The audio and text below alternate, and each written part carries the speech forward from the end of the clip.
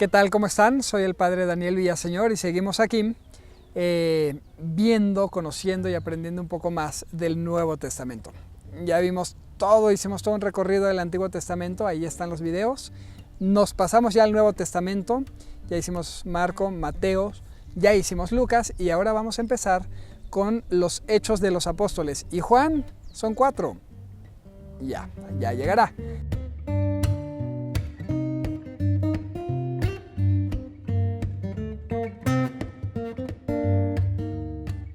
Espérenme tantito, es que es otro cuento. Juan es otro rollo, ¿va?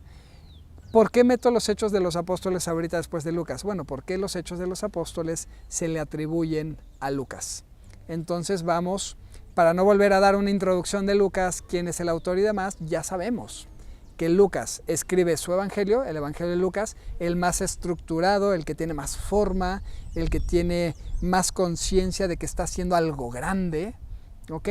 Y luego se lanza a hacer los Hechos de los Apóstoles, que son estas cartas, ¿ok?, que van dirigidas a diferentes comunidades cristianas. En Hechos de los Apóstoles se habla de la iglesia de Jerusalén, y este va a ser el momento donde se habla del cenáculo. Es la venida del Espíritu Santo sobre los apóstoles, es la fundación de la iglesia. Ya no estamos hablando de Cristo, de las parábolas de Cristo, de la vida de Cristo aquí en la tierra, sino estamos hablando de los primeros cristianos, de los apóstoles y de los discípulos de Cristo que se quedaron con la herencia de seguir la predicación del evangelio. ¿Se acuerdan que Cristo, después de que resucita, les empieza a decir a los apóstoles: me voy, pero va a venir alguien para estar con ustedes. Me voy, pero no me voy. Me voy, pero tranquilos, no se preocupen. Prácticamente es como una especie de despedida. Dicen en México que el que mucho se despide no se quiere ir. Pues efectivamente, Cristo lleva despidiéndose desde que resucitó. Y se despide, y se despide, y se despide. ¿Por qué? Pues porque no se quiere ir. Y precisamente no se quiere ir, pero se tiene que ir porque tiene que dar paso a la venida del Espíritu Santo. Y esta es entonces la clave de cómo empieza los Hechos de los Apóstoles, el cenáculo. Están los discípulos reunidos, viene el Espíritu Santo para poder habitar en ellos. Y este habitar del Espíritu Santo en el corazón de los discípulos es lo que ocurre con cada uno de nosotros. ¿Dónde está Dios? ¿Quién es Dios? ¿Dónde encuentro a Dios? En ti. Es que es una respuesta tan fácil, tan sencilla. Es una respuesta tan fácil y tan sencilla, sí. Porque el Espíritu Santo habita en ti. El Espíritu Santo está dentro de ti. Y por eso eres capaz de amar. Y por eso eres capaz de enseñar. Y por eso eres capaz, mujer, de dar vida. Y por eso eres capaz de hacer tantas cosas buenas por los demás. Porque la semilla de bondad está en ti, naturalmente está en ti. Y porque el Espíritu habita en ti. Esos consejos que a veces dices, yo no sé cómo se me ocurrió, pero le dije esto y cuánto le ayudó. El Espíritu de Dios te iluminó y habita en ti. Esto así funciona. Entonces Lucas empieza con este pasaje, en Hechos de los Apóstoles, hablando del cenáculo. ¿Qué es el cenáculo? Para que lo sepan, dato curioso, estancia superior, como el cuarto del segundo piso. Eran casitas chiquitas, primer piso, segundo piso, y entonces el cenáculo es el segundo piso de la casa. Ahí es donde se da el milagro de Pentecostés, el Espíritu Santo, ¿ok? Esta fiesta de Pentecostés para los judíos la tenían como una fiesta más de la ley y por la ley.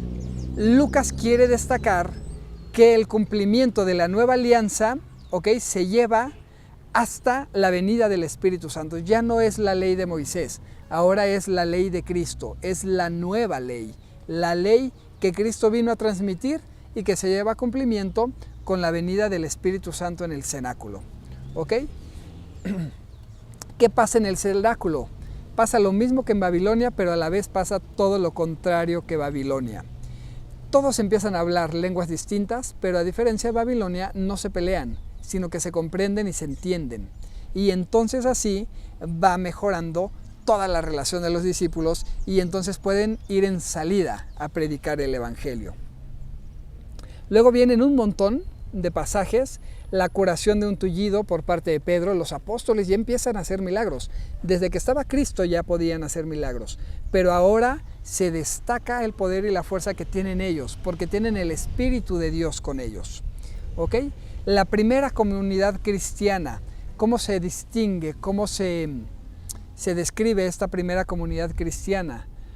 Un solo corazón, una sola alma. Y eso debería ser el sello característico de todos nosotros cristianos. Deberíamos movernos con un solo corazón y en una sola alma, porque tenemos al mismo líder y tenemos el mismo puerto a donde queremos llegar. Deberíamos de ir un poco sincronizados e ir caminando hacia allá, con un solo corazón, con una sola alma. Los primeros cristianos, fíjense, esto es muy interesante, es muy curioso, pero empieza a haber quejas, porque a las viudas de los griegos no se les presta atención. Y obviamente pues una persona que ha perdido a un ser querido necesita un acompañamiento. ¿Se acuerdan que hace unos videos cuando hablábamos del Evangelio de Lucas, estábamos hablando pues que a veces nosotros somos esa persona que está tirada, que necesita al buen samaritano? Bueno, pues estas viudas griegas son esa persona que necesitan a un buen cristiano, una buena persona que se encargue de ellas. ¿Y qué pasaba aquí?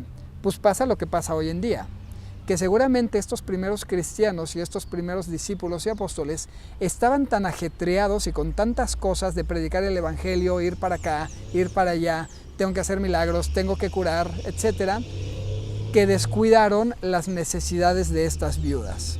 Y entonces aquí es cuando se crea el diaconado, los diáconos.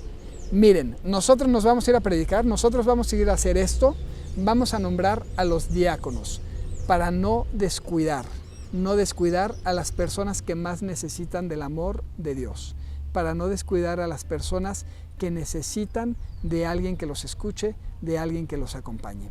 Y entonces se crean los primeros diáconos para poder dar seguimiento a estas personas que están sufriendo. Hablará también Lucas del martirio de Esteban, que es muy significativo que se conmemore el martirio de Esteban unos pocos días después del nacimiento de Jesús. O sea, estamos celebrando la Navidad y a los pocos días estamos ya celebrando el primer martirio, del primer mártir cristiano, que es Esteban, ¿no? Es la venida de Cristo, que es una gran fiesta, es una gran alegría, también trae ciertas responsabilidades y también trae cierta convicción y coherencia de vida. Esteban le costó la vida, predicar el Evangelio y dar testimonio. Y Lucas seguirá a lo largo de todos los hechos de los apóstoles presentando este vivir de la nueva iglesia cristiana, de esta iglesia que está naciendo, de estos primeros cristianos que están conociendo la fe y necesitan pues mucho contenido. Necesitan mucha predicación para ellos mismos, necesitan muchos escritos, necesitan a alguien que les esté como inflando, que les esté poniendo leña para que el fuego no se apague. Y así es como va creciendo esta primera comunidad cristiana en Jerusalén, en Roma, en los griegos, y esas primeras comunidades cristianas van fogueándose gracias a estos escritos, gracias a la transmisión del Evangelio. Acaba de caer un rayo impresionante. Esto se va a caer el cielo aquí. Pero para que se den cuenta que la grandeza de Dios no se refleja solamente cuando la creación te ayuda a que todo funcione muy bien. La creación de Dios, ¿se acuerdan que decía que Dios habla con autoridad? Que Cristo hablaba con autoridad. Bueno, pues hasta en la naturaleza, escuchen, no sé si lo escuchan porque están cayendo unos rayos. ¿Qué quiere decir? A ver, sigo mandando yo, Aunque quieras poner la cámara y quieras que la luz se vea y demás y que todo funcione, cuando cae agua, y esa la mando yo. Entonces, pues Dios sigue hablando con autoridad. Vamos terminando este video porque siguen cayendo rayos, pero en el siguiente video vamos a hablar un poquito de la vocación de Pablo, que la narra también Lucas en estas cartas, ¿ok?